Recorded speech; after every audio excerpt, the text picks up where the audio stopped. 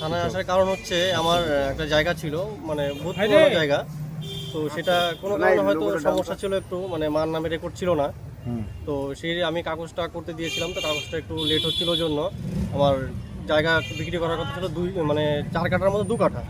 সেটা হলো একটা উঁচু জায়গা ছিল, একটা নিচু জায়গা ছিল। আমার নিচু জায়গার থেকে আমার 2 কাঠা জায়গা বিক্রি করার কথা ছিল। তো তখনকার সময় তো বুঝতে পারছেন তৃণমূলের কত সালে ছিল, এটা 2020 সালে আমি জায়গাটা বিক্রি করার কথা ছিল। কতখানি জায়গা ছিল? আমার টোটাল ছিল 4 কাঠা জায়গা, তার মধ্যে আমার 2 কাঠা জায়গা বিক্রি করার কথা ছিল। সেটা কোন জায়গায়, মানে কোন ওয়ার্ডে? 27 নম্বর ওয়ার্ডে। আচ্ছা, তারপরে কি হলো? তারপরে ওই জায়গাটা আর কি আমি ওদেরকে যখন নিচের থেকে রেস্ট্রি দিতে যাচ্ছিলাম, তখন ওরা বলছে আমি নিচের থেকে নিব না, আমাকে উপর থেকে জবরদস্তি দিতে হবে। এটা তো আজকে কি অভিযোগ দায়ের করলেন? এখন অভিযোগ করলাম এটাই যে আমার সেই জায়গাটা আমি বিক্রি করার কথা ছিল একদিক থেকে, জবরদস্তি দখল করলো আরেক জায়গার থেকে। তো সেই জায়গাটা আমি এখন ওদের কাছে দিতে চাচ্ছি না, আমি ওদের কাছ থেকে মানে যে আর কি টাকাটা নিয়েছিলাম সেই টাকাটা আমি রিটার্ন করব, সেই বাবদে আমি জায়গাটা খালি করব। কার বিরুদ্ধে অভিযোগ? বিরুদ্ধে অভিযোগ বলতে ওখানে যারা ছিল আর কি তৃণমূলের সরকারের তখনকার সময় কাউন্সিলর ছিল 27 নম্বর ওয়ার্ড প্রসেনজিৎ সরকার। আচ্ছা, ওদের সাথে ছেলেপেলে ছিল যারা কনক সূত্রধর ছিল, নিমাই সূত্রধর ছিল, তারপরে ধীরেন সূত্রধর ছিল, তারপরে কৌশিক শর্মা ছিল, জয় ঘোষ ছিল, এরা আর কি সবাই মিলে জবরদস্তি আমার জায়গাটা দখল করে। মানে দখলটা কার নেতৃত্বে করেছিল? এটা 27 নম্বর ওয়ার্ডের কাউন্সিলর প্রসেনজিৎ সরকার, অন্য নেতৃত্বে হয়েছে। লিটন। আপনি কাকে জায়গাটা বিক্রি করতে চেয়েছিলেন? আমি জায়গাটা দিয়েছিলাম ধীরেন সূত্রধরকে। আচ্ছা, এবার সে জায়গাটা মানে কাউন্সিলর নিজে নেয়নি, ওটা দখল করে ওদেরকে আর কি দিয়েছে। আচ্ছা, মানে উনি দাঁড়িয়ে থেকে জায়গাটা উপর থেকে দখল করিয়েছে। আচ্ছা, কিছু টাকা পয়সা কিছু দেয়নি আপনাদের? হ্যাঁ, টাকা দিয়েছিল, আমি সেটা যে টাকাটা আমি বায়না নিয়েছিলাম, একটা বায়না হিসাবে একটা ছিল, সেই টাকাটা আমি এখন রিটার্ন করতে চাচ্ছি।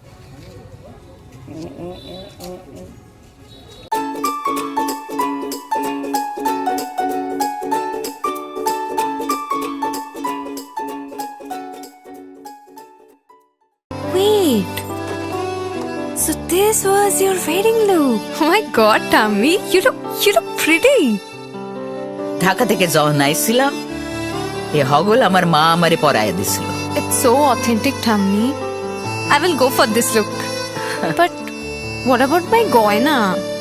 সাদা রঙের রুমালটিতে গোলাপি রঙের কাজ, সব মিলিয়ে দারুণ হবে নতুন কনের সাজ। আমার গয়না আমার শ্রী ঢাকা জুয়েলার্স, আভিজাত্যের গয়না। এবার আর স্বাস্থ্য পরীক্ষার জন্য বাইরে যেতে হবে না, সব বিশ্বমানের পরিষেবা আপনার হাতের মুঠোয়।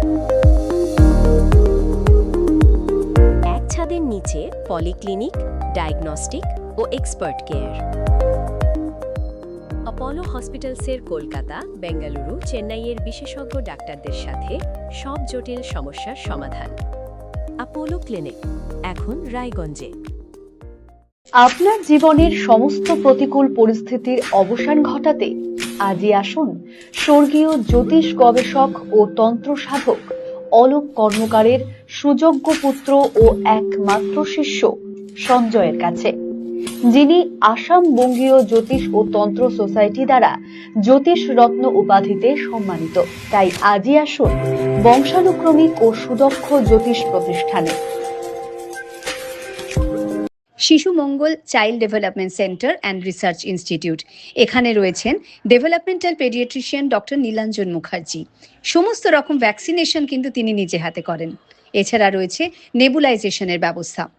সবচেয়ে বড় কথা, আপনার শিশু যদি জেদ করছে, রাগ করছে, মন খারাপ করছে, সাইকোলজিস্টের পরামর্শ চাইতে এলে আপনাকে আসতেই হবে শিশু মঙ্গলে।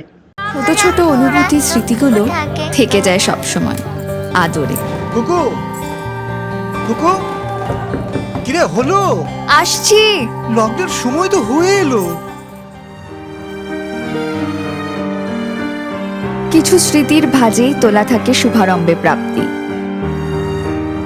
50 বছরের অভিজ্ঞতায় আগ্নেশ্বর জুয়েলার্স, নিখুঁত গয়নার কারিগরি। Agneshwar jewellers, NS road, Raiganj. রাত হোক বা দিন, নিউরো এমার্জেন্সি সময় দেখে আসে না। হঠাৎ মাথায় আঘাত, স্ট্রোক বা অচেতন হয়ে যাওয়া, প্রতিটি মুহূর্তই অমূল্য, কারণ এখানে সময়ই সবচেয়ে বড় চিকিৎসা। এবার রায়গঞ্জেই উপলব্ধ অ্যাডভান্সড নিউরোসার্জারি সুবিধা। দক্ষ নিউরোসার্জন ও আধুনিক প্রযুক্তির সহায়তায় 24x7 জরুরি পরিষেবা। সঠিক সময়ে সঠিক চিকিৎসা ফিরিয়ে দিতে পারে স্বাভাবিক জীবন।